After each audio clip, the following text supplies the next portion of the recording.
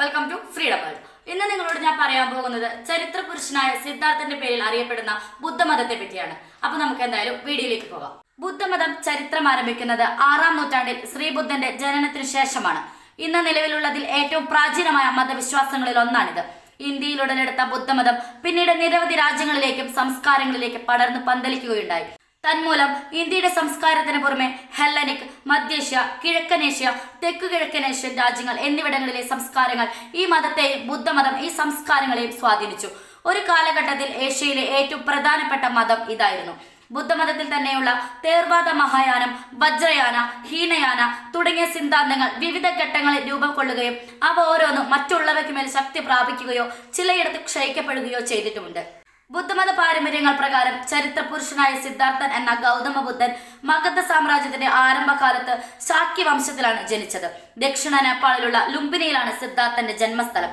ശാക്യവംശജാതനായ ഋഷി എന്നർത്ഥം വരുന്ന ശാക്യമുനി എന്ന പേരിലും അദ്ദേഹം അറിയപ്പെടുന്നു. ഗോതമ എന്നതായിരുന്നു അദ്ദേഹത്തിന്റെ കുടുംബ പേര്. സഹോദരി ഗൗതമിയും.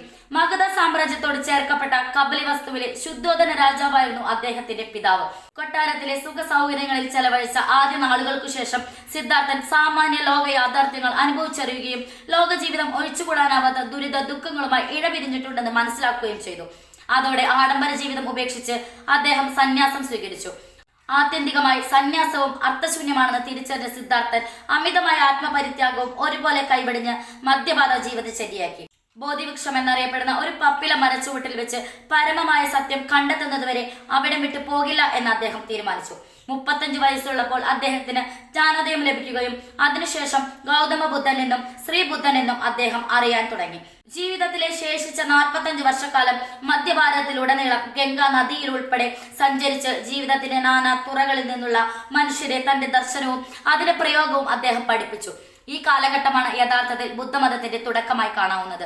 തനിക്കൊരു പിൻഗാമിയെ നിയമിക്കാനും തന്റെ ദർശനങ്ങൾ നിയത രൂപത്തിൽ സമാഹരിക്കുവാനും ശ്രീബുദ്ധനുണ്ടായിരുന്ന വൈമുഖ്യവും അദ്ദേഹത്തിന്റെ മരണത്തിനു ശേഷമുള്ള 4 നൂറ്റാണ്ടുകളിൽ ബുദ്ധദർശനത്തിൽ അധിഷ്ഠിതങ്ങളായ വിവിധ സംഘടനകൾ രൂപം കൊള്ളുന്നതിനും ഇടയായി.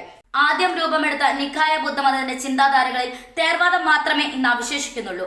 പിന്നീടാണ് സർവം ബുദ്ധമയം എന്ന തത്വത്തിലും വിശുദ്ധ ഗ്രന്ഥങ്ങളിലും അധിഷ്ഠിതമായ മഹായാന ബുദ്ധമതം രൂപം കൊണ്ടത്. ഈ വീഡിയോ നിങ്ങൾക്ക് ഇഷ്ടമായെങ്കിൽ ലൈക്ക് ചെയ്യുക.